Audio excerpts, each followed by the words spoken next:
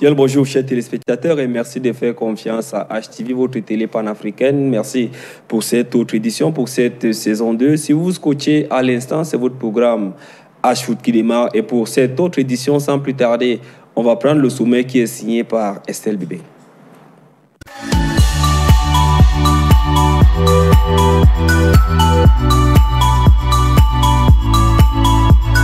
Bonjour, chers inconditionnels de H-Foot. Au menu de cette autre fait la une grâce à son double. Joël Matip dans le 11 type de la 3e journée de la Première Ligue. Jean-Pierre Nsamé et Mominga Maleu éliminés de l'Europa League. Coupe intercontinentale, UMS de Loum et Stade de Renard de Melon éliminés au tour préliminaire, les raisons de l'échec. Relation Ligue de football professionnel FECA Foot, le torchon brûle, ce qui risque plomber le démarrage du championnat. Interpol 2019, Ngaoundéré FC en pôle. Voilà, bonne dégustation si vous êtes à table et à samedi prochain.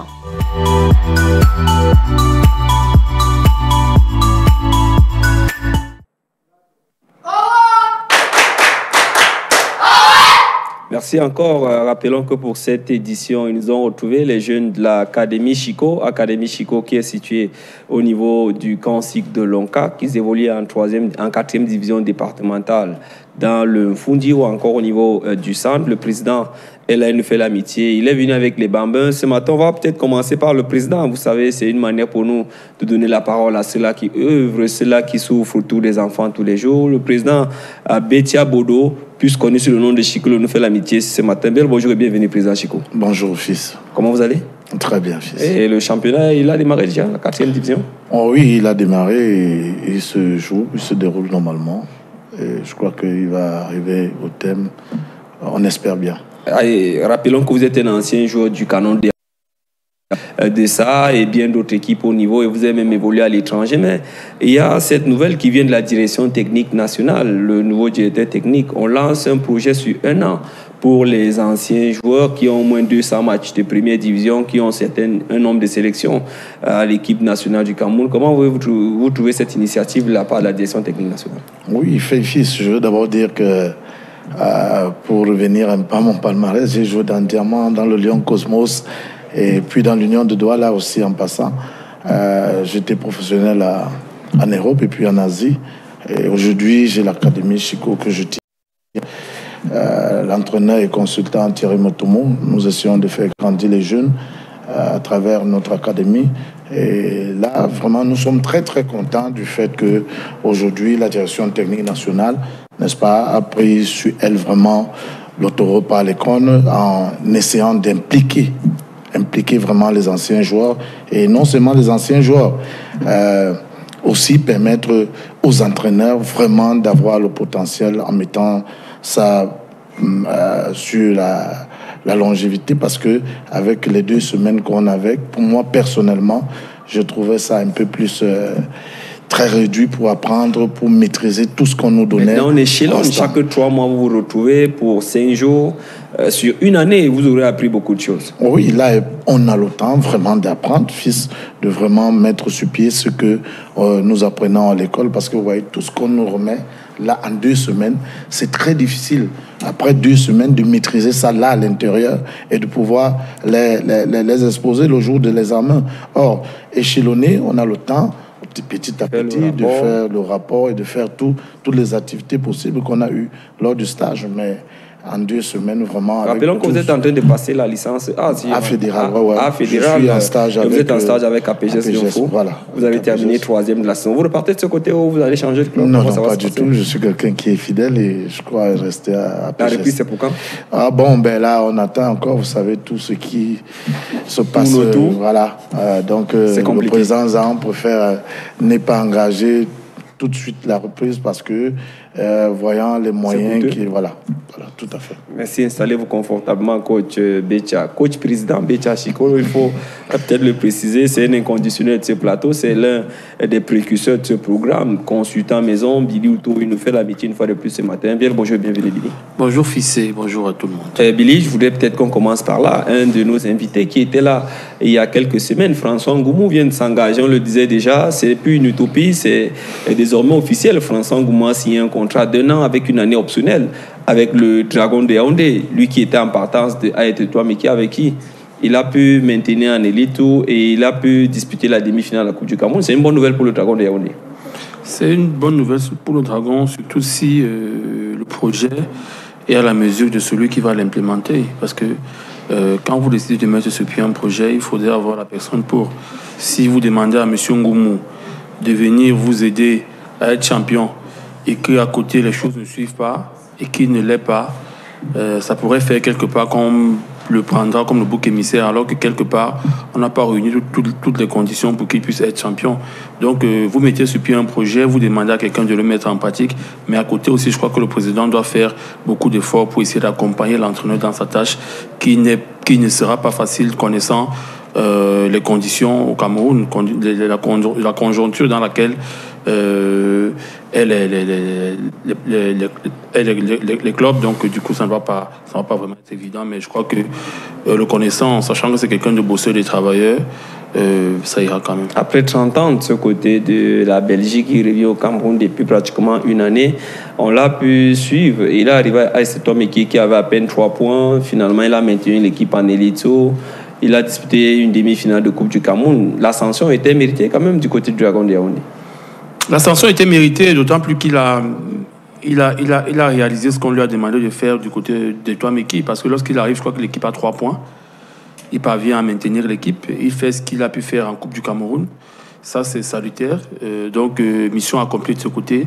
Et comme il faut toujours grimper, parce qu'on est toujours à la recherche de ce qui est positif pour l'homme, il a pris le Dragon, qui est une équipe ambitieuse, même si lors des dernières saisons, ça n'a pas toujours été ça. Ils ont joué quand même les playoffs top. Ils ont joué les playoffs, mais vous voyez qu'à un moment, ça les a rattrapés. Parce qu'à un certain moment, les Cadors essaient de lever la tête. Ils ont bien commencé lors des playoffs, lors des 2 premières journées. Après, ça n'a pas suivi. Et qu'on a vu Coton, on a vu UMS, de l'homme qui était des équipes vraiment ambitieuses. Mais je dis, Dragon, c'est une bonne équipe. Tout dépend du projet. Tout ce qu'on lui demande, tout dépend de ce qu'on lui a demandé de faire, c'est que et des moyens qu'il a en sa possession. Je crois qu'il faut être objectif, il faut être réaliste. On ne va pas vous demander d'être champion, alors qu'à côté, les moyens ne peuvent pas vous permettre d'être champion. Donc lorsqu'un président de club vous demande de travailler avec lui, il faut être réaliste, il faut vraiment être sérieux. C'est le problème que nous avons très, très souvent au Cameroun.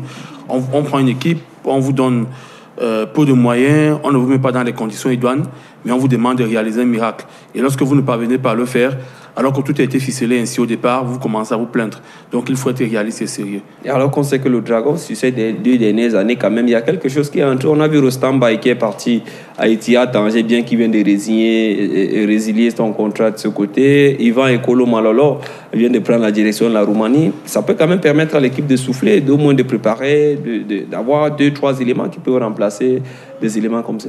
Oui, si les fonds qui sont arrivés sont bien redistribués, parce que c'est ça le problème. Si vous prenez de l'argent du football et que vous l'injectez ailleurs, ça fera que les choses ne suivront pas. Donc, si vous prenez l'argent du football pour l'injecter dans le football et que vous l'injectez bien, parce que le football, c'est 2 choses. Il faut avoir l'argent et la stratégie. Si vous avez l'argent et que vous n'avez pas la stratégie qui va avec, les choses n'avanceront pas. Maintenant, si vous avez l'argent et que vous avez la bonne stratégie, les choses avanceront. Non, c'est de ça qu'il s'agit. Voilà, installez-vous confortablement. Billy Outo, merci encore pour cette confiance que vous nous faites une fois de plus ce matin. On sait que c'est pas évident. Vous êtes sur le marché en ce moment, vous êtes en train de bousculer parce que vous êtes un intermédiaire du jour, mais en espérant que l'agence ça bouge véritablement bien. On va introduire pratiquement la guest star de cet après-midi. Lui nous vient du Congo et on l'a attrapé comme ça, si on peut se le dire, à l'aéroport international de Simalène. Et comme c'est un fidèle, le docteur Bekombo, qui fait partie du projet du CEDEPS, il va lui-même nous expliquer. C'est un programme qui est mis sur pied sur la gouvernance du sport, sur le management du côté, c'est un master du côté de l'université de Soie. Est-ce que c'est déjà sur pied? Il nous fait l'amitié ce matin une fois de plus. Bonjour et bienvenue, docteur Bekombo. Merci Daniel Njek-Fils de m'inviter. Déjà, je présente mes excuses à tous vos téléspectateurs pour le retard qui est dû à ce que vous avez expliqué. quitter de l'aéroport pour venir dans votre plateau avec Yaoundé, les embouteillages, ce n'est pas facile. Mais j'ai promis d'être là depuis et j'ai tenu à être là parce que effectivement votre programme est un programme très suivi et au niveau de l'université, nous sommes partenaires déjà depuis un certain temps. Le CERDEP, c'est le Centre d'études en droit et économie et politique du sport de l'Université de Yaoundé 2. Nous avons été créés depuis 2015. Nous avons eu à faire des procédures au niveau de l'université pour pouvoir valider nos masters. Master en droit du sport, master en économie du sport et master en politique du sport.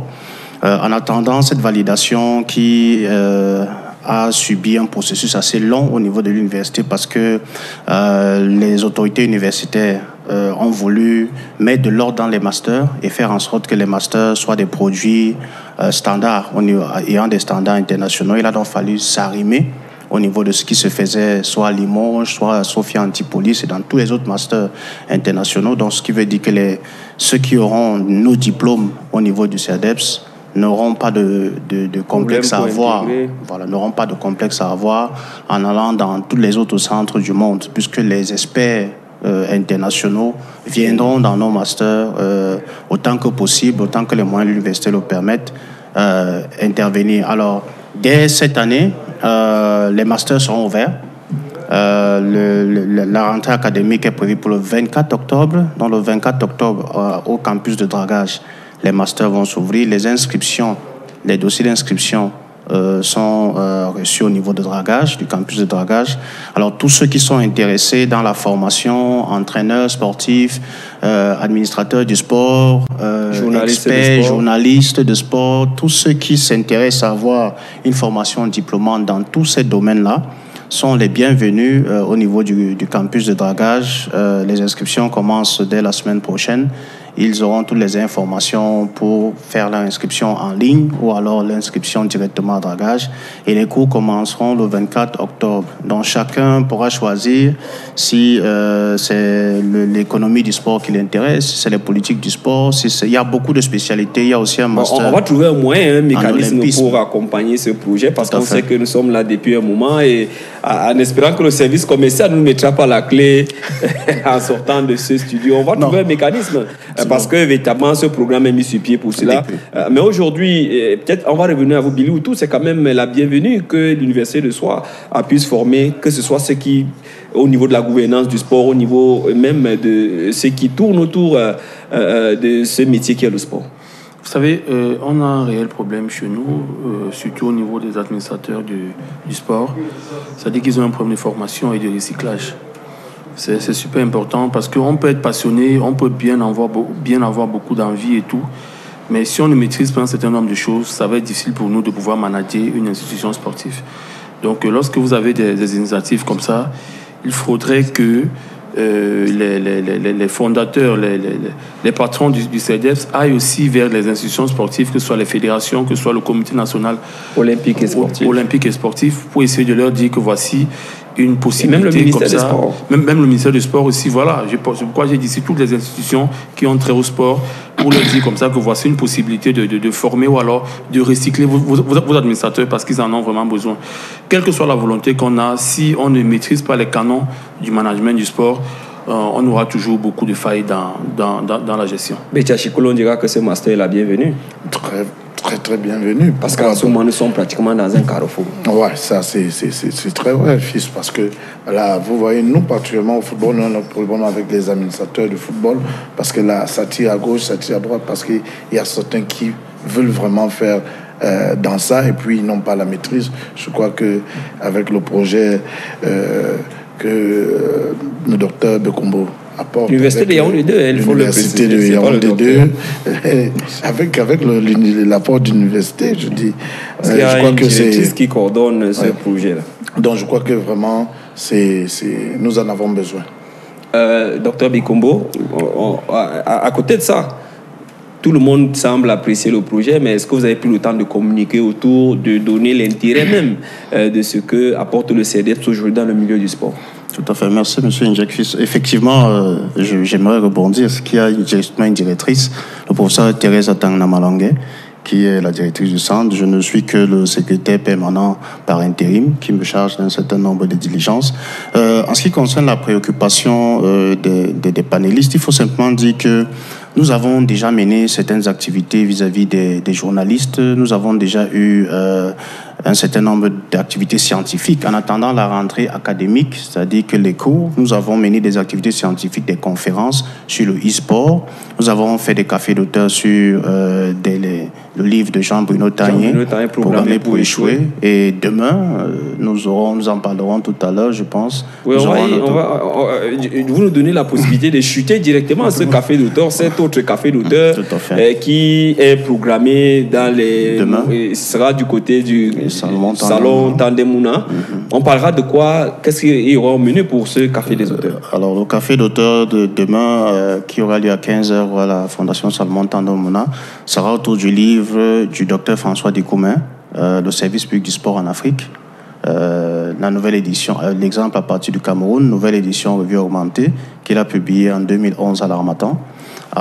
C'est le professeur Ronan Guini qui fera la note de lecture et le docteur Jean-Marc Ouessou.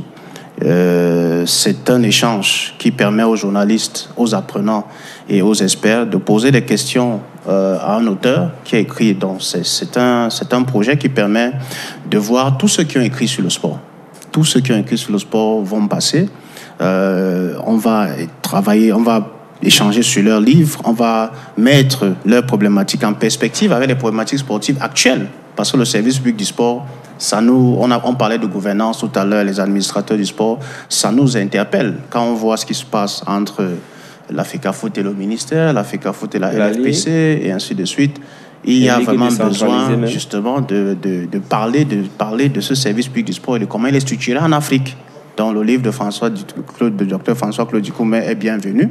Je crois que demain, nous aurons des échanges à partir de 15h et on aimerait bien que tous ceux qui s'intéressent à toutes ces questions-là soient présents à la Fondation pour qu'on puisse discuter de cela et de bien d'autres choses sur l'initiative. Je finis juste pour chuter. Pour dire que les ministères et les fédérations ont été saisis, sont au courant, sont informés, ont des correspondances pour toutes les activités scientifiques du CEDEPS et ont même eu des offres d'expertise de la part du CEDEPS pour faire des consultations et autres choses. Maintenant, nous avons constaté qu'au niveau des fédérations, les présidents des fédérations recevaient souvent les offres et qu'il n'y avait pas de mouvement.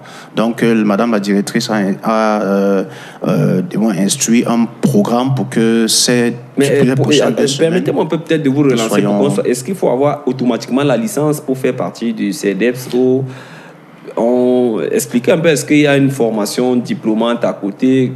Comment ça se passe? Alors, quelle est la condition? Non, en fait, pour l'accompagner aussi, c'est quoi? C'est que si vous êtes un ancien sportif, vous avez une toute grande carrière, et après, vous voulez vous reconvertir dans l'administration du sport, que vous n'avez pas une licence, comment est-ce que vous faites pour Très bien, bonne vous question. faire accompagner par le alors, nous avons deux statuts. Nous avons les étudiants qui sont astreints à avoir une licence pour entrer en Master 1. Et nous avons un autre statut qui est le statut des auditeurs. C'est-à-dire que des personnes, de par leur carrière sportive, qui ont atteint un certain niveau de performance, je pense que il a tout ce qu'il faut pour être auditeur. Il a l'ONCAC, donc il n'est pas loin pour être auditeur. Pour être auditeur, donc nous allons faire une sorte de validation des acquis. Alors, il y aura aussi, à côté de cette formation, dont ces types d'auditeurs seront inscrits au master, à côté de cela, nous aurons des formations continues. C'est-à-dire que des formations continues qui permettent d'avoir des certificats et, au final, permettront à la personne de devenir auditeur. Donc, ce n'est pas... Nous savions très bien qu'il y avait ce problème. Nous avons réfléchi. Oui, tout à fait. Nous avons donc, vous faites des têtes bien pleines. Tout à fait. Nous avons réfléchi à cela pour ne pas laisser la majorité de personnes qui n'ont pas justement ces formations diplômées. On ne va pas demander à tout le monde de venir avec un diplôme de l'INGS. Ce n'est pas possible. Donc, voilà, il y a des personnes... Donc, nous, on va prendre des dispositions à partir de notre service de sport pour vous accompagner. On a toujours été à vos côtés. Pourquoi cette fois où le projet est en train de voir le jour, on ne serait pas là? Billy Wouto, on va avancer. Eric Maxime Choupo-Moting fait la une de l'équipe et un peu de partout. On sait qu'il a pratiquement été vomi à son arrivée. On posait les questions, Tuchel allait le chercher où, pourquoi il a fait venir Kylian Mbappé out pour 1 mois, pour 4 semaines. Finalement, c'est Eric Maxime Choupo-Moting, l'homme à la une, à travers ce doublé le week-end dernier. D'abord, il faut dire que Choupo arrive à Paris dans quel contexte? Il vient parce qu'effectivement, il y a des stars et puisqu'on a besoin d'une profondeur du banc de touche, et au vu de l'affinité qu'il a avec l'entraîneur Tourelle, parce que Tourelle a été son coach à Mayence, Tourelle estime qu'il a besoin de lui. Donc c'est pour ça qu'il est venu. Et il n'est pas venu pour être titulaire, il est venu pour l'artiste. Il est venu pour être suppléant. Donc il sait pertinemment qu'il ne sera pas titulaire, mais que le jour où Kylian sera absent, il jouera. Ou alors le jour où Paris sera en train de préparer une rencontre de Ligue des Champions le mercredi et qu'en semaine, vous jouez contre Dijon ou contre l'Arnavan Guingamp, puisqu'il faut essayer de ménager les titulaires, les cadres, voilà, on fait avec vous. Et si on décide de faire avec vous, forcément, il va falloir être concret. Concret, c'est quoi? C'est-à-dire marquer des buts ou alors être bon dans le contenu. Et c'est le reproche qu'on lui a très souvent fait parce que à chaque fois que les titulaires ont été absents et qu'il est passé par ce rang-là, ça fait que les choses n'ont pas très souvent suivi. Les choses n'ont pas suivi. Et quand vous êtes dans une équipe comme le Paris Saint-Germain, où tous les projecteurs sont braqués sur vous, et que vous faites une mauvaise prestation, forcément, derrière, la presse ne vous fera pas de cadeau. Donc, si Choupo était à Dijon ou alors s'il était à Saint-Étienne, on ne lui crierait pas dessus. Mais lorsqu'il est au Paris Saint-Germain, ce n'est pas du tout facile. Oui, même si j'estime que la presse française n'est pas assez douce vis-à-vis de lui. Ils sont assez durs. Le non-sens d'une victoire, oui, par exemple. Mais il y a que c'est le Paris Saint-Germain, c'est pas une petite équipe, c'est la meilleure équipe en France actuellement. Donc du coup, quand vous faites un mauvais match, directement derrière, ça va suivre. Et quand vous faites un bon match aussi, ça va suivre. Vous avez vu ce qui s'est passé dimanche dernier contre Toulouse. Il a été encensé par le journal L'équipe, par France Football, par tous les médias français. Ses buts passaient en boucle et on lui a attribué de très bons points. Donc pour dire ici que quand vous êtes mal en point, la presse ne vous fera pas de cadeau. Mais quand vous êtes bon en point, la presse vous fait aussi de cadeau parce que c'est le Paris Saint-Germain, parce que c'est une équipe différente de Marseille, de Bordeaux, de Saint-Étienne. Actuellement, en France, le PSG, c'est le Graal. Et du coup, on ne fait pas de cadeau. Docteur Bekombo, cette presse qui porte pratiquement Eric Maxime Choupo-Moting, est-ce que ce n'est pas une manière de le galvaniser, de le motiver lorsqu'on sait que Cavani et Kylian Mbappé, qui sont pratiquement les forces, sont out de la compétition pour quelques jours? Effectivement, c'est l'exigence du haut niveau. En venant au PSG, il savait très bien, Eric Maxime Choupo-Moting, qu'il allait avoir la pression. Et c'est la pression qu'il recherchait. Je pense que s'il voulait se contenter de gagner bien son argent dans son club de milieu de tableau du championnat anglais, il aurait refusé l'offre du Paris Saint-Germain. Mais en venant au Paris Saint-Germain, il savait très bien à quoi s'attendre. Il savait très bien dès le départ qu'il ne savait pas titulaire. Et il faut souligner plus que le rendu de la presse, le mental du joueur. Eric Maxime Choupo-Moting. C'est ce mental qu'il faut souligner. Parce que beaucoup d'autres footballeurs auraient plongé, on les aurait rayés de la carte du football, ils se seraient retrouvés en prêt dans d'autres clubs. Lui, il a refusé d'aller en prêt, il a refusé de partir. Il a dit qu'il a décidé de s'imposer dans le club. C'est quand même assez singulier de le dire. C'est un joueur qui a beaucoup de qualités. Il n'a pas perdu ses qualités au PSG. Ce n'est pas la talonnade malheureuse qui... Eric Maxime Choupo-Moting ne peut pas se résumer. Eric Maxime Choupo-Moting ne peut pas se résumer à cette talonnade. C'est purement journalistique. Est-ce qu'on va dire que c'est une renaissance aujourd'hui? C'est purement journalistique, effectivement. C'est-à-dire que résumer des joueurs à un fait ou à un acte, non, ce n'est pas lui. Il a toute une carrière derrière lui. Et si Thomas Tuchel va le chercher, c'est parce que Thomas Tuchel a forcément vu des qualités en lui. Bétia Chikolo, on reste sur ce sujet d'Eric Maxime Choupo. Sur son compte Twitter, le vendredi déjà, il avait refusé l'offre de Lecce. Et le dimanche, il était en train de pratiquement offrir la victoire à travers ce doublé à la formation du Paris Saint-Germain. Ouais, vous savez, ces joueurs de haut niveau ont des projets. Alors, il a son projet avec le PSG. Il a dit je reste et il est resté. Et aujourd'hui, il nous prouve que Et il n'est pas venu là parce que c'était juste un fait de hasard. C'est parce qu'il méritait d'être là. Et comme le docteur le disait tantôt, je pense qu'on ne peut pas résumer un aussi grand joueur sur un geste. Moi, je pense que... On a rapidement oublié cette talonnade sur la ligne qu'il a manqué. Bon, bien sûr, parce que c'est ça le football. Hein, c'est ça le football. Quand c'est bien, on oublie tout. Et quand c'est aussi mauvais, on oublie aussi tout. Ça, c'est le haut niveau. Donc, on peut dire une renaissance d'Éric Maxime Choupo-Moting. Oui. Mais je pense que ce n'est que une journée, ce n'est qu'un match. Et puis, attendons le reste venir. Tout de suite, il ne faudrait pas qu'on s'emporte. Je crois que lui-même, il sait.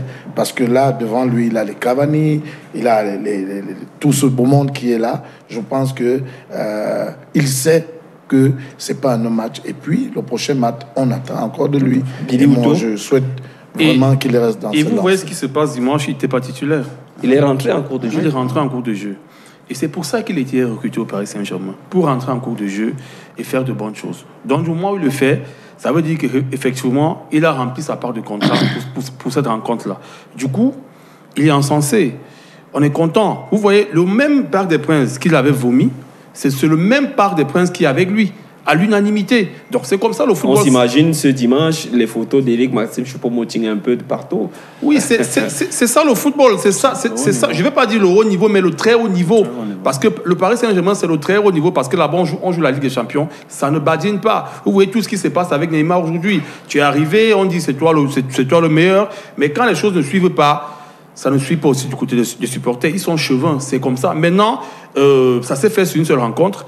Attendons de voir la suite et souhaitons-lui le meilleur. Vous gardez la parole, on parle de notre Camerounais. C'est celui-là qui marche pratiquement sur de l'eau du côté de la Première Ligue anglaise. Il s'agit de Joël Diop Matip à travers son but.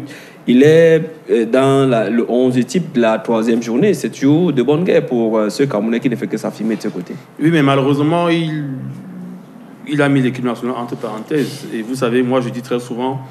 Est-ce que c'est lui ou c'est le management parce qu'il y a beaucoup de choses qui tournent autour. Non, et le docteur Bekomboué, là, peut-être vous abordez. C'est tout un débat. C'est tout un débat. Il est parti suite à un problème de malgouvernance. On en parlait ici tout à l'heure. Suite à un problème de malgouvernance. Mais il y a que...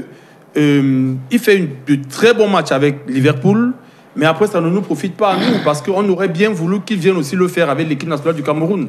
Mais comme il est camerounais et qu'il a porté notre drapeau, et qu'il porte toujours très haut l'image du Cameroun, parce que lorsqu'il remporte la Ligue des Champions, direct on vous dit le Camerounais Matip, qui remporte la Ligue des Champions. Ça fait que l'image du Cameroun est représentée à l'échiquier international. Donc moi, j'ai vu la rencontre contre Arsenal.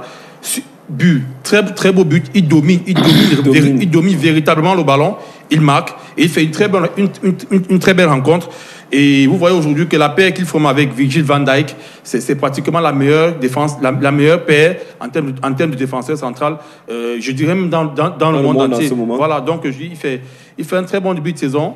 J'espère que son début de saison est à l'image de la saison écoulée avec Liverpool. En Ligue des Champions, forcément, ça suivra aussi. Qui a remporté parce que l'équipe garde les mêmes ambitions. Mais comme je l'ai dit tantôt, on doit penser à le faire revenir, même comme ça devient... Docteur, là vous êtes interpellé, le CNF doit réagir. Ça devient très hypothétique, et je dirais même... impossible. Docteur, vous devez réagir. Est-ce qu'il a fui l'équipe nationale? Est-ce que c'est l'équipe nationale qui l'a refusé? Non. L'environnement ne lui a pas permis de s'exprimer et il a dit basta. Il y a deux explications qu'il faut avancer. La première explication est socio-anthropologique. Je m'explique. La majorité des joueurs, vous allez remarquer que la majorité des joueurs, ce n'est pas leur faire un procès, mais la majorité des joueurs qui ne sont pas nés au Cameroun, pour la plupart, qui sont nés à l'extérieur, ou alors qui sont partis du Cameroun à l'âge de 2-3 ans, avant 5 ans, avant vraiment d'avoir eu tous les ingrédients culturels qui font qu'ils ont un lien d'attachement fort avec le territoire et la culture camerounaise, ont un tempérament assez libre vis-à-vis du pays, du respect du Cameroun. Et lui après. Ils sont très nombreux, la liste est très longue. On peut se mettre à les citer jusqu'à demain matin.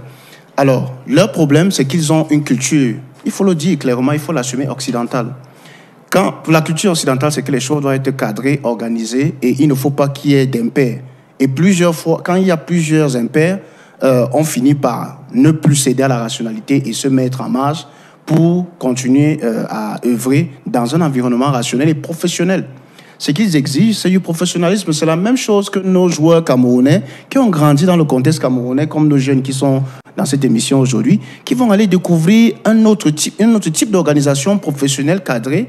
Ils vont devenir plus exigeants. C'est tout à fait normal. Que vous dites non, il y avait tel qui était en vogue d'ailleurs, qui se souciait de jouer en Batoula et qui aujourd'hui mangeait qui porte son nom. Bien sûr.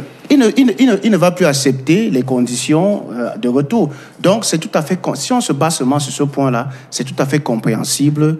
Peut-être la majorité des Camerounais ne comprennent pas pourquoi ils ne veulent pas revenir, mais si on se base sur ce point-là, c'est tout à fait compréhensible qu'ils ne reviennent pas. Maintenant, le deuxième aspect, c'est justement l'inorganisation dans le pourquoi. Ça, c'est sociologique, mais là, c'est ce qui s'est passé. Voilà, ce qui s'est passé.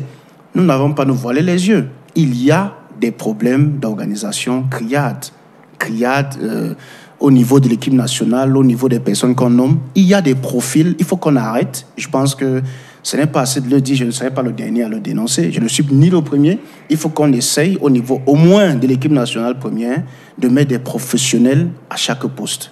Nous avons des Camerounais qui savent le faire, ici et ailleurs. Il faut vraiment qu'on arrête les petits copinages, on arrête des nominations fantaisistes et qu'on mette vraiment des gens qui sont capables de tenir. Il y a des professionnels. On peut céder la gestion de l'équipe nationale à une régie ou à une agence. Ça se fait. Donc, je pense qu'il est temps qu'on... Beaucoup en parlent depuis un moment ici chez nous. C'est ce plateau. Parce que c'est comme ça que ça se passe ailleurs. Ça se passe. Vous savez, le management du sport... On a vu, pour citer simplement l'exemple de la dernière Coupe d'Afrique des Nations, les joueurs sont allés avec un avion affrété par un partenaire. Au retour, il n'y avait pas de billets d'avion, chacun devrait se débrouiller comment faire pour rentrer à la maison. Et on va rester dans le même sujet. Là, vous nous prêtez le flanc.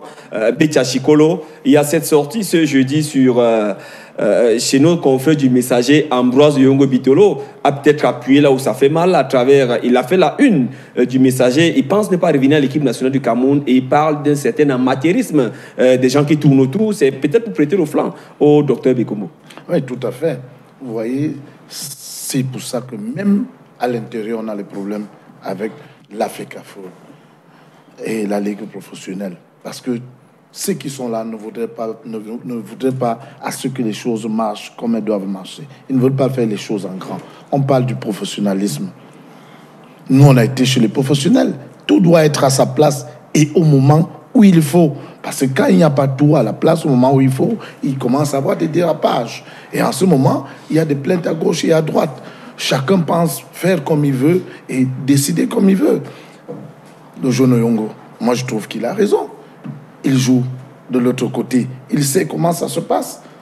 Donc, s'il vient à l'équipe nationale, il estime que c'est une équipe nationale. Que les dirigeants de notre football sont les incompétents. Voilà, aujourd'hui, il voit comment ça se passe avec son équipe en club. Il revient à l'équipe nationale où ça devrait être un peu plus évolué parce que c'est une équipe nationale et c'est un grand pays de football. C'est une organisation autour. Voilà, il devrait avoir, n'est-ce pas, en place des hommes capables de pouvoir mener à bien et pouvoir gérer ces professionnels-là, plus qu'ils ne sont en club. C'est déjà au Cameroun, ils viennent trouver à l'équipe nationale où ça doit être plus que professionnel. Il sait quand il va partir, il ne sait pas quand il va rentrer, voilà. Comment il va rentrer.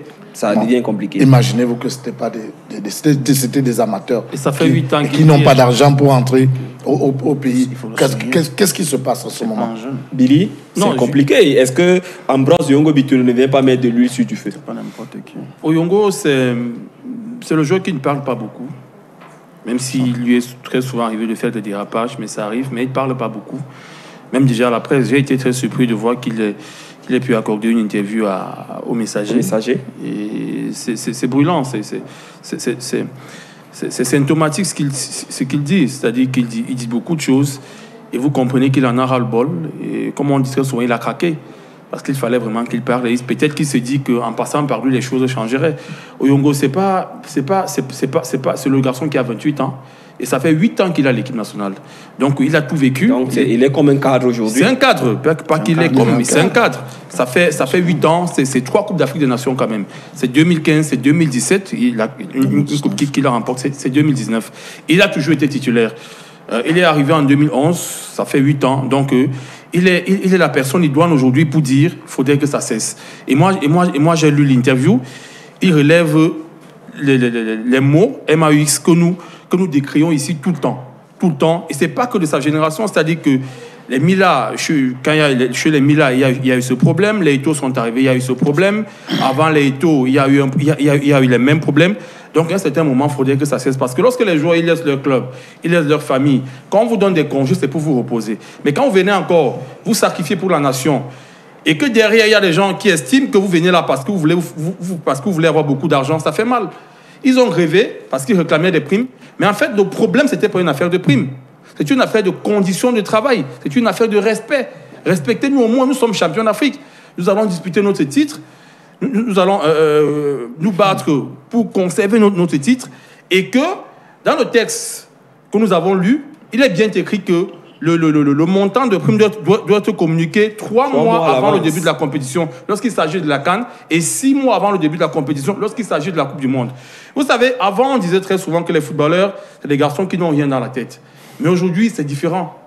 Parce qu'ils sont entourés des agents, ils sont entourés des avocats, il y a des gens qui gèrent leur patrimoine, et qu'eux-mêmes en club, ils font des petites formations, même étant en club.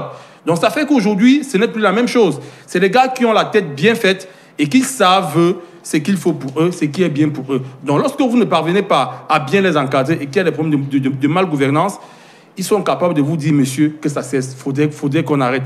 Tous ces garçons aiment le Cameroun. Mais lorsqu'ils posent des actes, on leur ressort toujours cette affaire de patriotisme. Non, ils sont très patriotes. Et il est revenu, on a dit, il parle de ce patriotisme qu'on avance à chaque fois. Il le dit très bien. Que ces joueurs ne sont pas patriotes. Il le dit très bien. On nous colle le patriotisme au dos parce qu'on dit que nous ne sommes pas patriotes. Tout simplement parce que nous réclamons ce qui nous revient de droit. C'est eux qui bossent pour avoir cet argent. Après, on a sorti l'histoire il y a la guerre dans le nord-ouest et le sud-ouest. Moi, je ne vais pas vous donner des noms ici. Mais est-ce que vous savez qu'après la Coupe d'Afrique des Nations, il y a des Camerounais qui ont fait des dons à tous ces militaires qui tombent tout le temps, aux familles de ces militaires. Mais comme c'est des garçons qui n'aiment pas être exposés, ils ont dit, je ne voudrais pas qu'on me filme, je ne voudrais pas que ces informations apparaissent dans les réseaux sociaux. Mais moi, je fais parce que je dois accompagner mon pays. Mais je ne le fais pas parce qu'on va dire que X ou Y a fait. C'est comme ça. C'est pas 1, c'est pas 2, c'est pas 3. Plusieurs l'ont fait. Donc, pour dire ici... Et ils continuent même de le faire. Ils continuent même de le faire. C'est des patriotes, mais ils voudraient que les choses avancent normalement parce qu'ils doivent être respectés. Docteur Bekombo, une fois de plus, vous avez embrayé sur un plan où on vous attendait véritablement, Ambroise Yongo Bitolo, la main sur le cœur, il parle au Camerounais, est-ce qu'on peut se le dire? Je pense que l'interview... Docteur, il menace même de ne plus revenir en sélection. C'est coéquipier avec. J'allais en parler, justement. J'allais en parler pour dire que la chute d'Ambroise Yongo Bitolo dans cette interview que j'ai parcourue me fait dire qu'il faut qu'on cesse de faire un procès en patriotisme aux joueurs et aux Camerounais en général. Je crois que c'est au-delà du football. Ce n'est pas simplement le football. Au-delà du football, pour ne pas dérailler dans votre émission, celui qui critique n'est pas forcément celui qui veut gâter ou s'aborder. Nous, au niveau de l'université et au niveau des chercheurs, nous avons cette culture de la rhétorique. C'est-à-dire qu'il y a une thèse, il faut absolument, pour que la thèse se consolide, qu'on apporte une antithèse.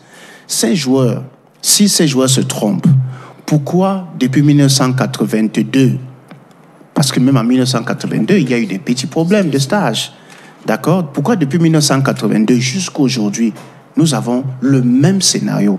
Et à chaque décade, avant cette camp. Voilà, et à chaque décade, on peut avoir des porte-étendards de ce type de revendications.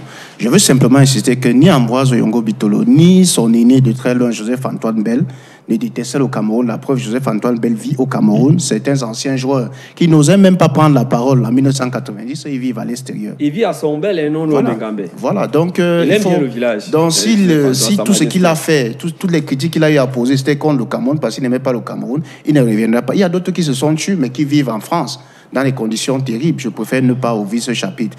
Donc, Ambroise Yongo Bitolo, dans tout ce qu'il dit, doit être pris au sérieux. Il s'inscrit dans la lignée d'autres lions, d'autres aînés qui ont dit la même chose. Ce n'est sûrement pas du côté de ceux qui parlent qu'il faut regarder. Il faut absolument que ceux qui doivent décider prennent enfin leurs responsabilités, parce qu'il est temps de prendre ses responsabilités pour essayer de régler ces problèmes-là une bonne fois pour toutes. Betia Chikolo, et on constate simplement que au moment où cette interview est en train de paraître, du côté du ministère des Sports, il y a pratiquement un ménage. Le Premier ministre a signé cette décision mercredi dernier, qui mettait sur pied un nouveau la DEMSOS, qui organisait pratiquement tous les services du côté du ministère des Sports. Comment on va comprendre cela aujourd'hui? Est-ce qu'il faut... comment on va pouvoir le dire? Est-ce qu'il faut des hommes neufs à certains niveaux parce qu'on constate que c'est pratiquement bouché? Oui, c'est tout à fait normal. Vous savez que quand il y a problème, il faut solution. Donc je pense que si cela a été fait, il faut seulement se dire que ce qui arrive là, on espère bien qu'ils pourront changer la donne et que les choses vont aller telles que... On sait que ça fait 8 ans, on n'a pas pu organiser une élection au Cameroun dans les fédérations sportives civiles nationales, alors que les gens se sont succédés dans cette direction qui sont en charge de ces différents démembrements du ministère. Donc, vous voyez, c'est très normal que les choses n'avancent pas. Parce que quand les choses sont bloquées à un certain niveau, je pense qu'avec les nouveaux nominés, on pourra essayer de faire avancer la machine si seulement ils ont la volonté et l'amour de ce qu'ils sont venus faire là. Parce que c'est aussi ça, hein. C'est aussi ça quand on parle de Yongo Bilotto. Les gars ont vraiment souffert dans cette équipe aujourd'hui qui peuvent lever la tête et dire quelque chose de vrai. Il ne faudrait pas qu'on les mette de côté, il faudrait qu'on comprenne ce qu'ils disent.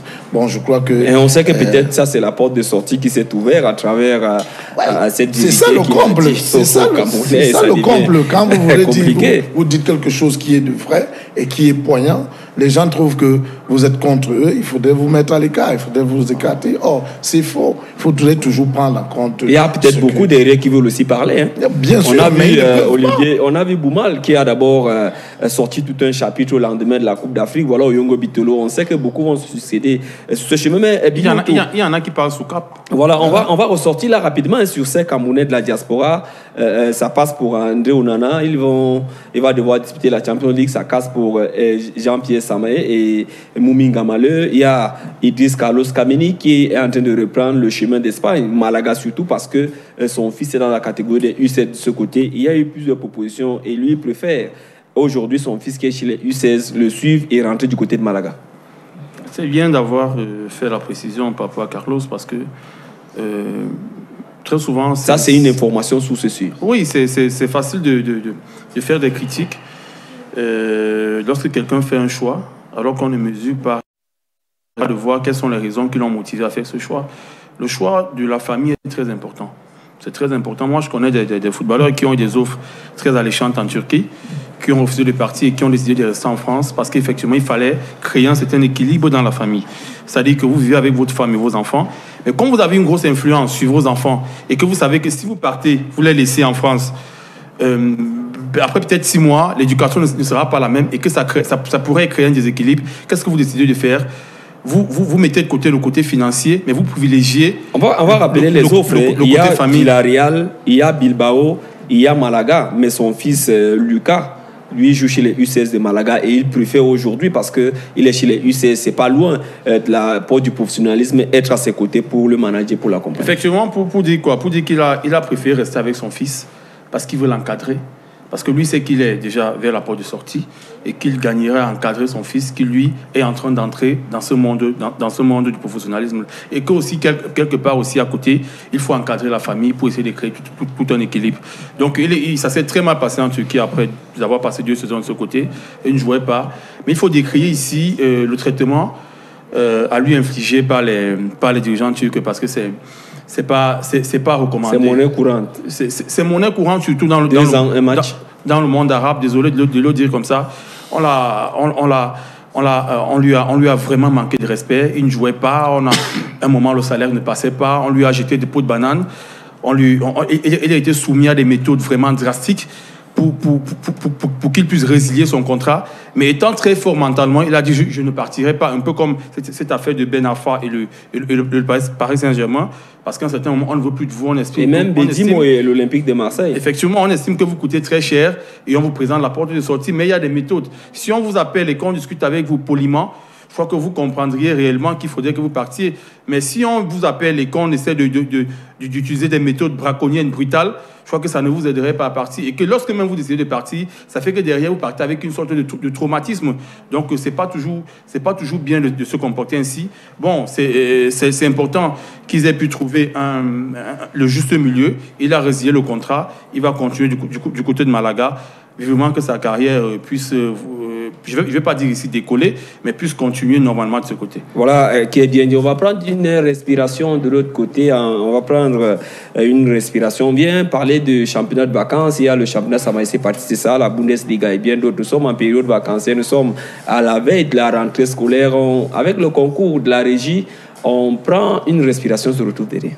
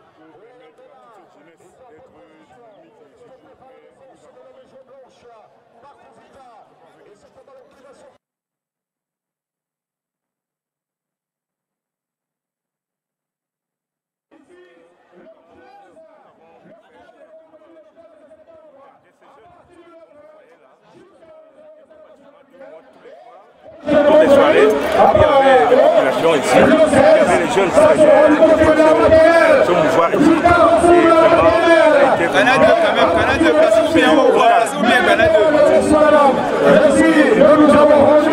À part la coupe, le vainqueur il aura quoi d'autre?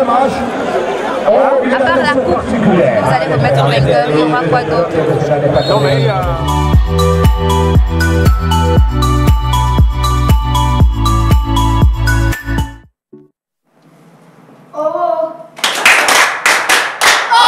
Nous sommes toujours en compagnie de nos amis de Chico Academy. On constate qu'ils sont plongés dans l'émission. Ils ont même un peu oublié ce qu'il revenait. On parle comme ça des championnats de vacances. On est en train de boucler pratiquement la rentrée. Ce sera lundi prochain. Là, c'est du côté du tournoi Sa Majesté Parti, c'est ça au stade de la carrière. C'est la formation des Koudou qui s'est adjugé le trophée devant celle... simplement de parcours Vita Betia Chikolo. C'est quand même la période, c'est la bienvenue. Les enfants ont passé du bon temps sur les stades de football. Vous, du côté de la Bundesliga et bien d'autres, dans les stades de la Cité Capitale. Oui, je pense qu'avec la nouvelle donne que l'Africa Foot et la Ligue professionnelle, entre guillemets, ont essayé de planifier cette année, essayer de permettre à ce qu'on ait vraiment un championnat chez nous du côté de la Bundesliga un peu relevé, parce que bien aussi que ça gêne un peu les clubs qui sont en Coupe d'Afrique, des clubs au niveau de l'international. On va dire que les clubs se préparent dans les championnats de vacances. Tout à fait, tout à fait. Bon, mais là, le niveau vraiment, il est relevé parce qu'on a des joueurs de division supérieure qui reviennent. On a des jeunes talents qui se confirment à travers cela. Puis ça fait un peu la beauté du football dans les quartiers. On aimerait encore mieux que ça soit encore plus organisé au haut niveau pour que, en ce moment, comme à l'époque, on revoie vraiment des véritables stars revenir dans les quartiers pour animer nos jeunes, pour permettre à nos jeunes de pouvoir copier vraiment quelque chose de très bien afin de, à leur moment donné aussi, de remettre encore du talent comme ceux qui sont là à l'heure actuelle. Donc, vraiment, chez nous, nous sommes ravis à ce que le niveau soit vraiment bien. Nous sommes déjà dans les demi-finales. Je pense que samedi, nous aurons la finale de la Champions League et puis la finale de la Coupe Jean-Marie Abouna le week-end qui suit. Voilà, qui est bien dit, c'est du côté de la Bundesliga au quartier Loncac ici à Yaoundé, en rappelant qu'à la carrière, le maire de l'arrondissement de Yaoundé 2, Yannick Marcel Eloundou, a ici à rehausser cette finale de sa présence, lui qui a donné le coup d'envoi. Bilouto, on va avancer, on va pas des sélections. Les Lions U17 préparent la Coupe du Monde. Ils sont du côté sans excellence de la CAF, quoi Maria Pambankomo. Les Lions U23 préparent le match, le troisième et dernier tour qualificatif pour la CAN Égypte 2019. Le match va se disputer le 6 octobre prochain au stade Omnisport Amadou Ahidjo. Et on a suivi en milieu de semaine un match amical qui opposait ces deux formations. Rigobertson et les siens s'imposent 2-1. Commentaire sur cette préparation de ces deux sélections nationales et surtout cet affrontement entre les U17 et les U23 et le score de la partie. J'ai écouté l'entraîneur Rigobertson qui n'est pas content. Il n'est pas content parce qu'il n'a pas le groupe qu'il aurait voulu avoir et que derrière même, physiquement, les garçons qu'il a sous la main ne sont pas assez convaincants et que tactiquement, il est encore en train de rechercher des choses alors que la rencontre se dispute dans 2 semaines. Donc là, il n'a plus de temps, il y a des contraintes de temps et derrière, il n'a pas toutes les garanties qui pourraient faire qu'il puisse gagner cette rencontre. Après, du côté des U17, même s'il y a le temps, il n'y a que le contenu même du stage. C'est-à-dire que est-ce que tout est fin prêt pour que ces garçons puissent vraiment faire un bon stage? Je ne pense pas.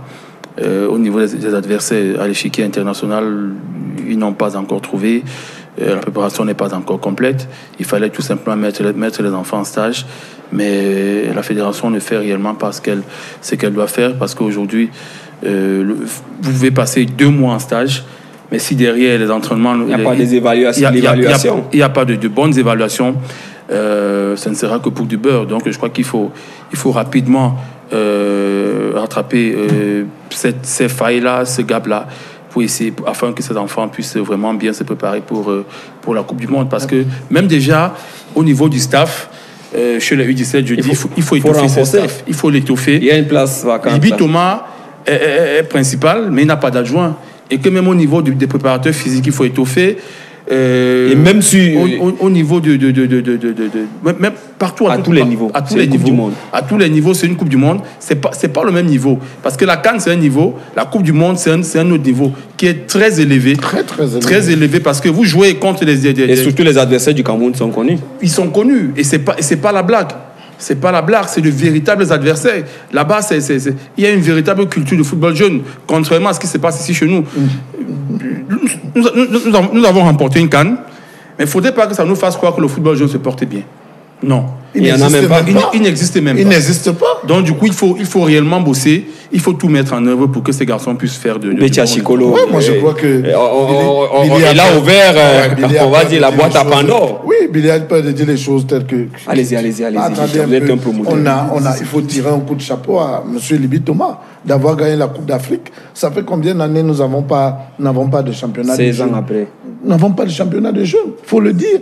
Moi, j'organise toutes les années depuis 10 ans. Hein, monsieur les plateaux. Vous êtes invité toutes les années, toutes les périodes, moins 2 fois. Et personne ne l'a fait qu'à foot. Nous organisons des championnats, des tournois pour les jeunes. À Pâques, à Noël, nous avons le Festival Pâques, nous avons le Festival Noël en Afrique. Depuis, nous n'avons pas de championnat. Hein? Les minimes, les cadets, ils ne jouent nulle part. Mais moi, je suis surpris que M. Libi Thomas a une équipe de U17. Qu'il joue où? Il joue quelle compétition? Qui a même gagné une Coupe d'Afrique. Comment qui a gagné une Coupe d'Afrique? Mais c'est un sorcier. Il faut le dire. Aujourd'hui, il voudrait travailler. Il n'a pas de stage. Et il reçoit les demandes d'explication tous les jours. Je ne peux pas appeler ça un stage.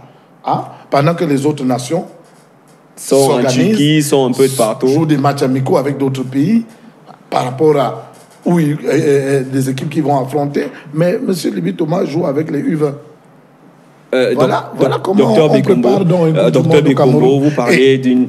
Vous chutez. Et après, vous allez demander nos résultats à M. Libi Thomas. Ou on va le virer rapidement. Tout de suite.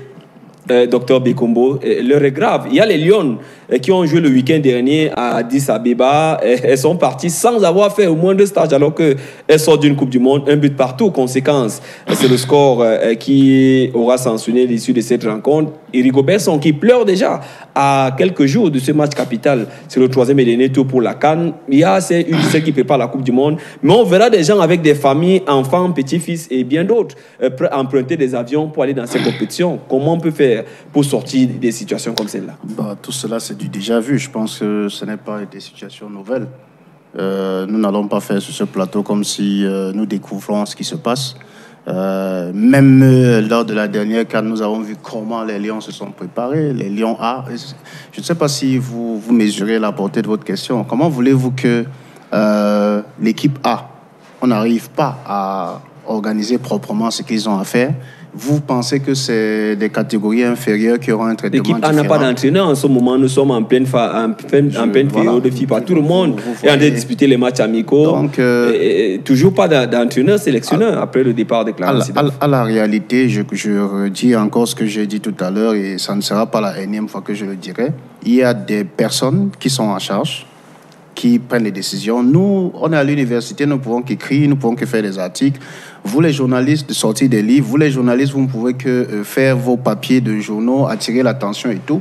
Mais ce n'est pas vous qui décidez, ce n'est pas les universitaires qui décident. Il y a des gens qui décident et qui doivent prendre leurs responsabilités. Tant qu'ils ne prendront pas leurs responsabilités, ce spectacle sera continuel. Amenez qui vous voulez, Mourinho, tous les grands entraîneurs que vous voulez au Cameroun, amenez tous les staffs que vous voulez au Cameroun. Si ça continue comme ça, qu'il n'y a pas de professionnalisme minimal auprès de ceux qui décident. Moi, quand je dis ceux qui décident, il ne faut pas simplement voir Laurier du côté de l'Africa Foot. Le sport, c'est l'Africa Foot, c'est le ministère des Sports, c'est aussi la présidence de la République au Cameroun. Nous qui étudions, on le voit très bien. On le voit très bien que l'équipe de décision, c'est en fait une boule de décision. C'est pour ça que c'est très compliqué. Parce qu'on ne sait pas dans cette boule qui fait quoi, qui décide ce qu'il faut faire, et ainsi de suite. Ça fait que, en fait, tout le monde se regarde en chien de faïence à un moment donné. C'est ce que vous n'arrivez pas à comprendre. C'est que le président de la Fédération camerounaise de football, il n'est pas totalement libre, puisque... Il a des comptes à rendre. Tout à fait, il n'est pas totalement libre. Il est aussi en train d'attendre un certain nombre de choses. Il est temps que les choses soient claires. Même le fameux décret dont on parle sur les Lions indomptables, il n'est pas clair. On peut en parler, vous pouvez organiser d'autres émissions pour qu'on en parle. Ou on va organiser des conférences pour qu'on en parle. Parce qu'à des moments donnés, je pense que chacun doit faire son job. Les journalistes font le leur, les chercheurs font le leur, il y a d'autres qui doivent faire le leur. Mais j'insiste encore, les décideurs, il faut le comprendre, je ne vais pas être long, c'est une boule. Et à l'intérieur de cette boule, il y a des pôles. Et ces pôles-là n'ont pas des domaines de compétences clairement définis. Ce qui fait que chacun se regarde en chien de faïence. À un moment donné, on se retrouve dans les mêmes spectacles pour des programmes qui auraient dû être adressés à l'avance. Et ne pensez pas que chacun ne fait pas son travail. Souvent, certains font leur travail, ils envoient des programmes de préparation des équipes. Je le sais parce que très souvent, j'en ai vu. Ils envoient des programmes de préparation des équipes à l'avance. On les traîne pour des questions d'argent. Parce qu'il faut savoir que ce n'est pas simple. Moi, voulez aller en Espagne, vous voulez aller en Turquie. Ce n'est pas simple d'envoyer un programme. Maintenant, le programme doit être validé et il faut trouver des financements. Et j'ai oublié le ministère des Finances dans cette boule. Parce qu'il faut défendre à chaque fois. Dans cette boule. Très bien, j'ai oublié le ministère des Finances. Il faut donc qu'on pense, si notre sport... Une synergie. Si notre sport doit être un sport administratif ou étatique, d'où le service du sport de demain. Est-ce que c'est ça notre sport ou alors on doit libéraliser? Parce qu'ailleurs, il y a quand même des domaines où on laisse la latitude à la fédération de prendre un certain nombre de décisions de manière souveraine et l'État accompagne en donnant juste les moyens et contrôle les moyens. Mais chez nous, ce n'est pas seulement les moyens que l'État donne, l'État décide aussi. Voilà. Billy Houto, peut-être vous allez ressortir par là. Non, pour rappeler que chez la U17, par exemple, ils joueront contre l'Argentine. Ils joueront contre l'Espagne, ils joueront contre le Tadjikistan. Ah. Donc, quand vous voyez un peu ces nations-là... Espagne et Argentine, c'est la culture du foot jeune. C'est la culture du foot jeune. Ah, oui. La seule chance qu'on pourrait avoir, c'est que pour cette année, on aura le meilleur troisième. Donc, c'est ça qui pourrait faire que le Cameroun... On peut arrondir les angles. Voilà, mais Billy, période de FIFA, le Cameroun... Toujours sans entraîneur, les noms de Patrick Mbouma, Rigo Besson, Jean-Paul Lacaux nous sont avancés. Mais jusque-là, rien n'est filtré, rien n'avance. Est-ce que le Cameroun n'est pas une planète, si on peut se le dire ainsi? Non, mais, il y a même le nom d'Antoine Comboiré. Moi, je discutais avec des gens qui sont du côté de Paris qui me disaient que de ce côté-là, il y a déjà eu 2 ou 3 entretiens avec Comboiré. Donc, la décision n'a pas encore été prise. Mais nous sommes en pleine période FIFA. Oui, c'est malheureux de savoir qu'aujourd'hui, des nations disputeront des rencontres amicales et que le Cameroun, qui lui n'a pas d'entraîneur, ne disputera donc aucune rencontre amicale. Et qui doit organiser le CHAN et la CAN. Et la CAN. Donc, vous voyez la célérité avec laquelle le ministre a démis Clarence Seedorf de ses fonctions. Pourquoi est-ce qu'il n'a pas utilisé les mêmes méthodes pour nommer un entraîneur? Ça, c'est un On problème. a dit qu'en dehors de lui, c'est toute une boule. Donc, non, mais si c'est toute une boule, il n'y a que c'est lui qui décide. Mais là, c'est lui qui a décidé. S'il a pu limoger Sidorf avec une telle célérité... On lui a dit de venir dire. Surtout que c'est sur présence actuelle. Que ces mêmes personnes-là mettent aussi les mêmes méthodes en marche pour trouver un nouveau sélectionneur pour le Cameroun. Parce que c'est de ça qu'il s'agit. Nous sommes en pleine jusqu'à ce jour, la fédération n'a fait aucune communication là-dessus. Aucune communication. Ça veut dire qu'ils ne sont pas les seuls décideurs. Que les grands décideurs mettent donc rapidement peut-être un comité ad hoc pour trouver un nouveau sélectionneur pour les Lions. Parce qu'on va mettre le comité ad hoc et le nom qui sortira, c'est quelqu'un d'autre qui ira chercher. Puisqu'on vous dit que la DTN n'a aucun droit de regard sur l'équipe nationale du Cameroun, la DTN qui est pourtant le laboratoire du football dans un pays, ça c'est une grosse incongruité. Après on vous dira qu'on fera des appels à candidature. Mais comment vous faites des appels à candidature? C'est vous qui maîtrisez ce dont vous avez besoin, c'est vous qui connaissez les problèmes de votre fédération. Ok, posez ces problèmes sur la table, vous appelez les experts, et puis vous allez donc chercher le sélectionneur qu'il faut pour cela. C'est tout. Il y a des sélectionneurs sur le marché. Lorsque le Real de Madrid veut un milieu excentré, faux pied, qui marque beaucoup de buts, est-ce qu'on dit, ok, que tous les milieux excentrés, est-ce qu'on dit à tous les agents des joueurs, venez déposer des dossiers ici? Non. On va chercher, comment vous l'appelez, le Belge, Eden Hazard, qui viendra pallier ce manquement. C'est de ça qu'il s'agit. Que le Cameroun aille chercher l'entraîneur qu'il faut. Voilà un période FIFA. Et même, j'ai discuté avec certaines personnes, pourquoi ne pas ramener des messieurs comme Pierre Lechan qui auront réussi au Cameroun? Le problème n'est même pas à ce niveau. Prenez même José Mourinho, vous le mettez là. Et Ambroise Oyongo le disait. Ambroise Oyongo le disait. C'est-à-dire que l'environnement est... C'est clair. Il est malsain. C'est clair. Il est affairiste. Il est affairiste. Il n'y a pas de sérénité. Il y a un problème environnemental. Et tant qu'on ne résout pas ce problème-là, prenons même Mourinho, allons chercher le meilleur entraîneur du monde, Guardiola et autres, il viendra chez nous, et puis on lui jettera toujours les pots de banane et il ne fera pas le véritable boulot. Les Hugo Bros, c'est des garçons, ils sont venus, c'est des marabouts, c'est le sorcier blanc. Donc c'est extrêmement difficile chez nous, et vous voyez tout ce qui se passe aujourd'hui, ça n'émeut personne, on continue à avancer. Vous prenez un nouveau sélectionneur, vous le nommez, il vient, il y a une période FIFA. Il dispute 2 rencontres amicales. Ça va lui permettre déjà de voir avec qui est-ce que je pourrais travailler lorsque les éliminatoires de la CAN débuteront. C'est de ça qu'il s'agit. Docteur Billy Otto, j'avais tout l'amitié que j'ai pour vous. Je vais pas... Ne vous énervez pas parce que c'est pas une... Non, je ne suis pas énervé, mais c'est que... Pas. Je dis, je maintiens et je pense que vous allez finir par comprendre ce que je suis en train de dire. C'est une boule. C'est une boule avec des pôles et personne ne sait ce qu'il a à faire. Et il y a des rapports de force tels que, à des moments donnés, tel ne sait pas si c'est lui qui prend la décision à la fin. Prenons le cas du Sénégal. Pourquoi est-ce qu'on va nous parler de Pierre Lechamp, je ne sais pas trop quoi? Aliou Cissé est là parce que les anciens joueurs... Elle a dit Diouf. Les anciens joueurs, je préfère ne même pas citer de nom, les anciens joueurs sénégalais ont décidé que c'est lui qui allait être là. Ils sont allés voir le président de la fédération pour lui dire « Vous nommez tel ». Et le président de la fédération a donc le pouvoir au Sénégal de décider que tel est entraîneur et laisser l'entraîneur travailler. Vous avez vu, Aliou Cissé a eu beaucoup d'échecs. Bien sûr. Vous le savez très bien, M. Billy Otto. Il a eu beaucoup d'échecs. Mais il avait toujours le soutien de la fédération et d'autres pôles ne viennent pas se mêler de la gestion de cette équipe au jour le jour. Vous comprenez? C'est pour ça que chaque fois, le président de la fédération reconduit son contrat. Est-ce que Aliou Cissé qui a signé son contrat dernièrement, vous avez vu quelqu'un d'autre à côté de lui en non, du président de la fédération? Parallèlement à ce qui se passe chez nous, on vous parle d'argent. Non, ne faites pas la comparaison. Je vous pose juste une question. Répondez juste à ma question. C'est moi qui pose la question, docteur. Vous êtes dans un laboratoire. C'est une question rhétorique. C'est un peu difficile pour nous de comprendre un ensemble de choses, mais on va quand même essayer d'avancer. On va peut-être pour ressortir de ce programme prendre ce volet. Ça fait la une un peu de partout. On parle de ce dilemme entre la FECAFOOT désormais et la Ligue de football professionnel du Cameroun. La FECAFOOT qui a retiré le mandat à la Ligue de football professionnel du Cameroun, sa bataille, sa bagarre. Et on constate que les conséquences, c'est l'élimination de UMS, de Star Renard et Mélon. Cette situation, comment vous faites pour sortir de là, coach et président Bétia Chikolo? Je crois que le véritable médicament, c'est ce que le docteur Bekombo a dit. Je pense que quand les uns et les autres sauront où ils sont placés, quel rôle jouer, comment faire pour que ça marche, je pense que ça sera la solution pour sortir de tous ces problèmes que nous vivons dans le football camerounais. Donc, ça part des championnats pour arriver à l'équipe nationale, pour arriver chez les jeunes. Je pense que la seule solution, pour moi, c'est ça. Il faudrait que les uns et les autres et que les vrais responsables prennent des décisions pour que tout s'arrête et qu'on reparte sur des meilleures conditions et des nouvelles bases. Moi, je pense que c'est ça. On en parlait déjà après cette assemblée de la Ligue de football professionnel du Cameroun. Maintenant, la FECAFOOT, en milieu de semaine, le secrétaire général a signé en demandant au président de club de venir s'enregistrer, de déposer des dossiers d'engagement au niveau de son secrétariat. Ça ne passera plus par la Ligue de football professionnel du Cameroun. Est-ce qu'on dira que c'est la mort de cette ligue où encore le général doit débarrasser le plancher et de ce côté, désormais, tout revient à la maison mère? Non, mais je suis étonné de votre information parce que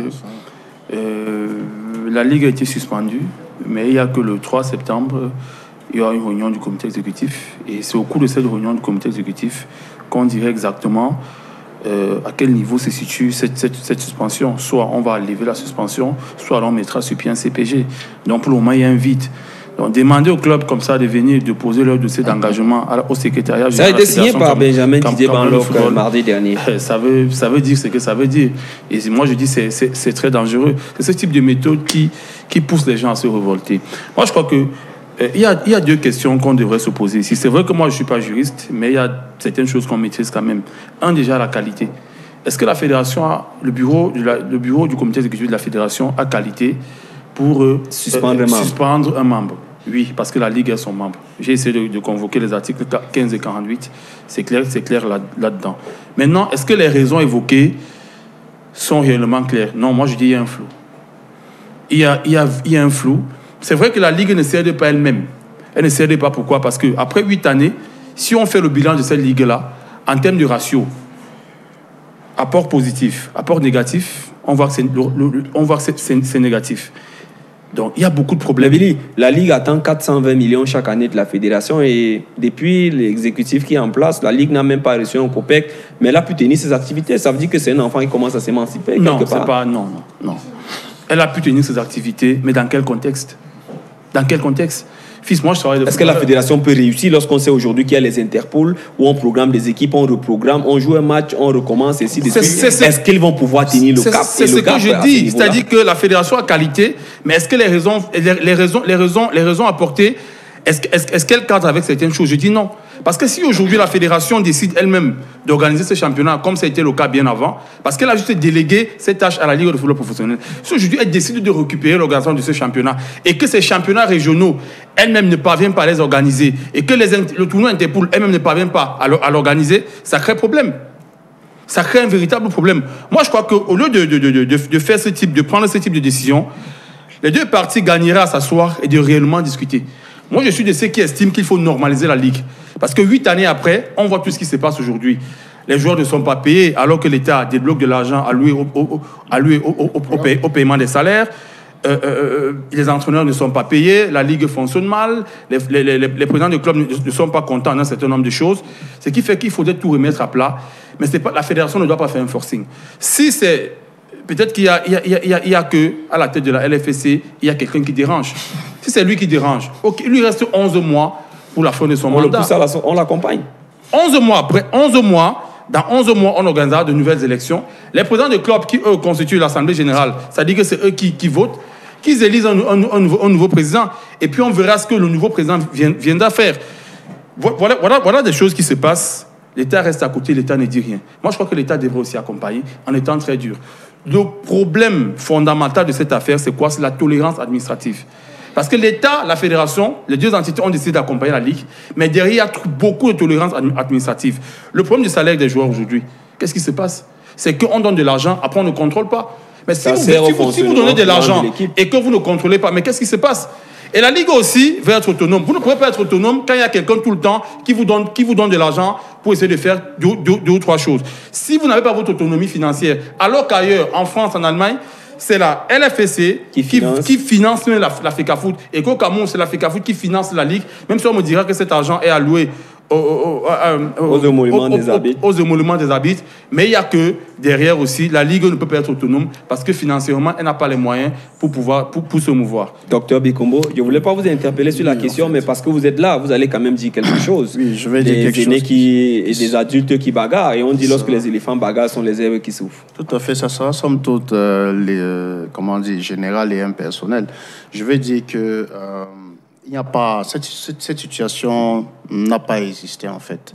Elle n'a pas existé parce que tout le monde sait ce que c'est qu'une association et tout le monde sait ce que c'est que un démembrement de l'association, un démembrement de l'association sur laquelle l'association met une tutelle. Donc à partir de là, dès qu'on a dit ça, on comprend que c'est des problèmes qui sont externes à tout ce que vous venez de dire. C'est des problèmes forcément, sûrement. Il y a d'aucuns qui estiment que l'actuel président de la fédération fut le deuxième vice-président à la création de la Ligue et ce dernier a été viré par l'actuel président et maintenant qu'il est au-dessus. Vous savez, parfois, il y a des questions de personnes qui arrivent et c'est pour ça que nous, lorsque nous sommes avec des intellectuels, comme on a envie de s'interroger, est-ce que ça va à l'extra ou on reste dans le cadre du sport? Je suis justement en train de répondre et je pense que ma réponse est sans ambiguïté. Je suis en train de dire que c'est une situation qui ne devrait pas exister parce qu'il y a une entité, il y a une sub-entité qui est sous tutelle de la première. Donc, il n'y a pas, au niveau des textes, on sait qui doit faire quoi, on sait quels sont les rôles de la Ligue. La preuve, c'est qu'il y a d'autres ligues à la FECAFOOT et il n'y a pas ce type de problème avec les présidents de ces différentes ligues, me semble-t-il. Alors, maintenant, s'il y a des problèmes... Non, s'il y en a, s'il y a des problèmes... Non, attendez, laissez-moi... Il y a la Ligue du Centre, par exemple, les activités ont été tenues et finalement, on a annulé tout ce qui a été fait. Laissez-moi terminer pour vous. J'ai pas envie de dire... L'amplitude de ces différends démontre que ce n'est pas simplement des problèmes administratifs ou des problèmes de gestion financière qui opposent les deux entités. Il y a sûrement des questions de personnes. Ça, il ne faut pas se voiler la face. Vous avez commencé. Je l'avais dit dès le départ, mais peut-être que je le dis de manière un peu oui. Je dis, ce n'est pas... On sait, il y a la FECAFOOT, la Ligue, c'est une émanation de la FECAFOOT. Et d'ailleurs, M. Bilou-Otto a présenté le problème d'une certaine façon. Il y a aussi la gestion, il y a aussi qui doit contrôler. Forcément, c'est la FECAFOOT qui contrôle.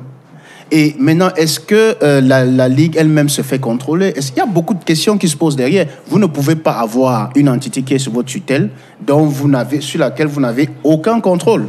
Donc, aucune institution ne peut l'accepter. Qu'on inverse les rôles, les personnes, on aura exactement le même problème. Comment faire pour sortir des crises, en un mot? Comment faire pour sortir des crises? Je crois que M. Bilou-Otto a dit ce qu'il fallait dire.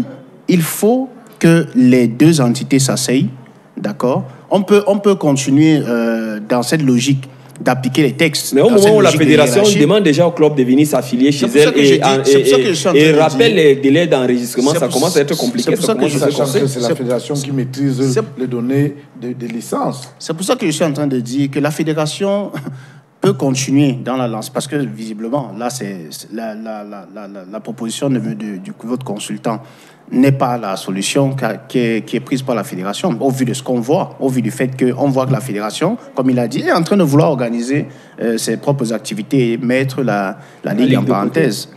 La Ligue a déjà pris certains engagements avec les partenaires. On a vu la Ligue qui est là, on a vu un ensemble de choses qui sont en train de se mettre sur pied. Bon, les partenaires s'engagent pour une activité, pour un spectacle. Ils n'ont pas un problème particulier si c'est la Ligue ou c'est la FECAFOOT qui organise l'activité.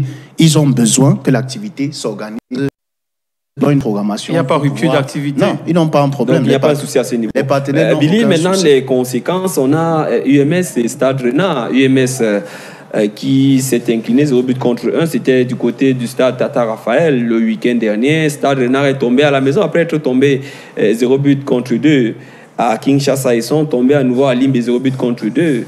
Comment on va qualifier cela? On le disait déjà quelques jours avant, c'était prévisible. C'était prévisible parce qu'il y a eu l'impréparation. Ces échecs sont le résultat de l'impréparation. Si on n'est pas préparé, en football, les victoires se préparent. Vous pouvez tricher sur 1 ou 2 années, mais après, ça vous rattrape. C'est ce qui s'est passé. Et ce but-là, est-ce que c'est un but valide? Non, le but est valide. Le but est valide. Ballon qui a ricoché. Non, il y a eu un faux débat. Quand vous regardez le pied du gardien, le pied droit est à l'intérieur. Le pied gauche est majoritairement à l'intérieur. Et ses bras sont... Regardez la position des bras du gardien. Malheureusement, en Afrique, on n'a pas la goal line technologie. Si on avait la goal line technologie, la montre de l'arbitre aurait vibré. Parce que quand vous regardez bien la position des 2 pieds du gardien, et vous regardez la position de ses bras, il prend le ballon à l'intérieur. Et il revient après. Mais c'est que l'assistant a déjà validé. Donc j'ai vu cette action au moins 6 fois. Et la chance que j'ai eue, c'est que j'ai vu cette action et à côté de moi, il y avait un ancien professionnel, gardien de but, qui m'a dit, au départ, il me dit, il n'y a pas but. Il y a une cabale contre UMS. Mais après, lorsqu'il regarde l'action 3, 4, 5 fois, on l'a regardé sur la chaîne sportive nationale, il m'a dit, non, ici, il y a but. Donc là, et après, on a essayé de faire une autre analyse. On s'est rendu compte effectivement qu'il y a eu but. Donc ça, c'est un faux débat. Il y a bien but. Et maintenant, le problème, c'est quoi? Le problème, c'est l'impréparation. Les joueurs sortent des championnats de vacances pour jouer la campagne africaine. On ne se prépare pas. Vous allez disputer une compétition africaine. Vous avez 10 jours d'entraînement dans les jambes. Et en face, vous avez des équipes qui, elles, sont mieux préparées. Elles ont pu faire un recrutement quantitatif. Elles ont pu faire un recrutement quantitatif et qualitatif. Financièrement, elles sont mieux affûtées que vous. Et même, vous avez vu, chez nous, sportivement, on n'est pas prêt. Administrativement, même, on n'est pas prêt. On a recruté les joueurs quand vous avez des entraîneurs qu'on recrute alors que le championnat s'est achevé. Vous avez un entraîneur qui a remporté la coupe. Vous avez un entraîneur qui a remporté le championnat. Les 2 entraîneurs maîtrisent leur groupe. Mais en moins de 2 semaines, les 2 entraîneurs sont débarqués et on recrute 2 nouveaux entraîneurs qui arrivent en si peu de temps. Comment est-ce qu'ils feront pour avoir de bons résultats? Et à côté, vous avez des joueurs que vous recrutez, mais qui ont des problèmes de passeport. D'autres ont même des problèmes de libération parce qu'il y a un président des clubs qui s'est plaint. Il s'est plaint, il demandait 2 millions au président de UMS. On va pas donner les noms ici. Donc, vous voyez, il s'est plaint en Mondo Vision. Il y a autant de problèmes. Donc, il fallait s'y attendre. Il n'y a pas de magie à faire à ce niveau. Les victoires en football, elles se préparent. On ne triche pas. Ce sera difficile de retrouver cette place perdue par le Cameroun. 2 places perdues. Ces 2 places perdues, coach Bétia Chikolo. On est sorti simplement premier. Il faudrait d'abord qu'on nous soyons bien organisés pour trouver ces 2 places-là. Si même nous continuons dans ce lancer, je crois que même la dernière place, nous ne l'aurons plus. Parce que vraiment, nous sommes en train de... Mais c'était déjà plus visible, cette élimination. Ils n'ont pas pu quantifier 3 semaines de préparation, comme ça le demande, et quelques matchs amicaux. Ils sont allés pratiquement 6 semaines. 6 semaines, 100 matchs amicaux dans les jambes. Des joueurs même qui arrivaient à la veille au regroupement pour pouvoir jouer le lendemain. Bon, vous croyez qu'avec ça, on ne peut pas avoir des résultats?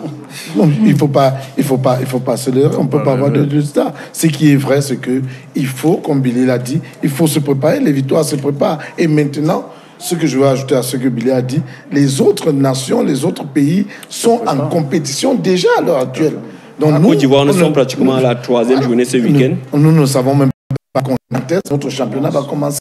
Comme je vous disais, le président de la PG se dit, si je commence maintenant, je sais que je vais jouer quand? En janvier ou en décembre. Coach Chico, dans le canon, il y a eu un break. Voilà. Ils étaient à Conon. Oui, mais ils avaient déjà fait 2 semaines de préparation. Ils étaient en Guinée équatoriale. Ils savaient qu'ils allaient continuer.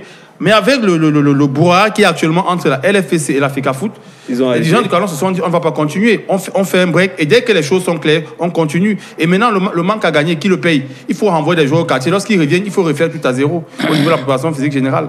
Et ça fait que l'entraîneur a beaucoup de problèmes. Et demain, lorsqu'il ne parviendra pas à être champion du Cameroun ou à remporter la coupe, on le pointira du doigt, il sera le bouc émissaire. Docteur Bekombo, je voudrais quand même, cette situation qui a fait nous échapper, Interpol, Rizière du Noun et la formation de Volcan du Noun, très compliqué. Vous allez quand même dire quelque chose. Où Rizière a joué le premier, voilà, le docteur Bekombo ne pourra pas s'exprimer parce que il est quand même membre quelque part. On ne va pas donner la casquette ici. Et en cette qualité, il doit garder une certaine neutralité. Moi, j'aimerais bien savoir comment est-ce que l'organisation des Interpol pourront gérer cette situation parce que en réalité, qui va continuer? Mais il y a le docteur Kouvondo qui a dit qu'il est partant pour rejouer le match avec la formation d'Ngaoundéré FC. C'est déjà quelque chose. Bon, c'est déjà quelque chose. Mais qui va continuer et qui va s'arrêter? Billy Outo, il y a que la formation de le représentant du centre, il s'agit de Mercure. Il y a une situation juridique au niveau du centre. Finalement, les activités ont pratiquement été annulées par la chambre de recours de la fédération. Et à côté de ça, Mercure est là et son entraîneur n'a pas fait le déplacement. Ils sont tombés dans le de jeu. Est-ce qu'on va dire l'amateurisme, comment on va qualifier cela qu'à la veille d'une compétition comme celle-là, l'entraîneur claque la porte?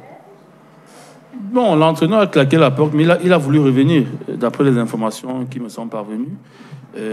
Pour rappeler l'histoire ici, il y a qu'avant le début des Interpol, après la qualification de Mercure, le coach a demandé au président de lui donner la somme de 200 000. 200 000 qui représente les primes de qualification pour le tournoi Interpol. Bon, le président a estimé que non, il n'avait pas cet argent-là et que l'argent qu'il avait, il devait plutôt l'utiliser pour acheter les godasses aux joueurs. Donc, l'entraîneur a dit, OK, comme il en est ainsi, moi, je ne vais pas continuer l'aventure avec vous. Mais 2 jours avant le départ de l'équipe, le coach il est arrivé, après avoir discuté avec les autres membres du club.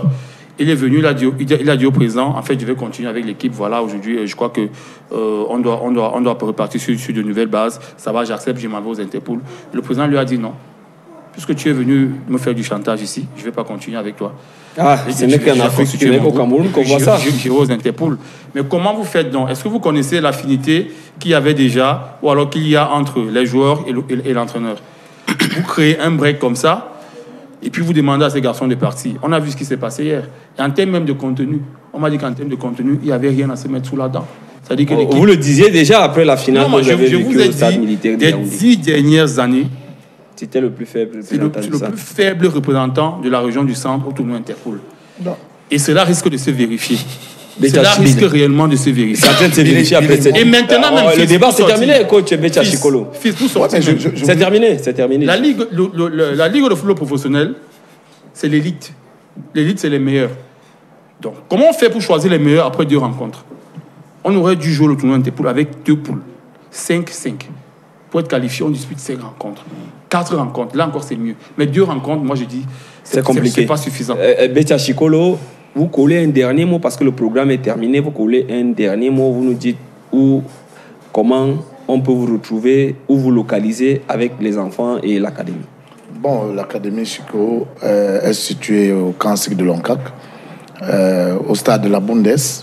Nous travaillons pendant les vacances tous les jours à 7h. Et pendant les classes, nous travaillons le mercredi, le vendredi, et nous faisons les évaluations le samedi. Donc, nous avons toutes les catégories. Nous avons les débutants, les benjamins, les minimes, les cadets. Et puis, nous avons l'équipe première qui est en D4.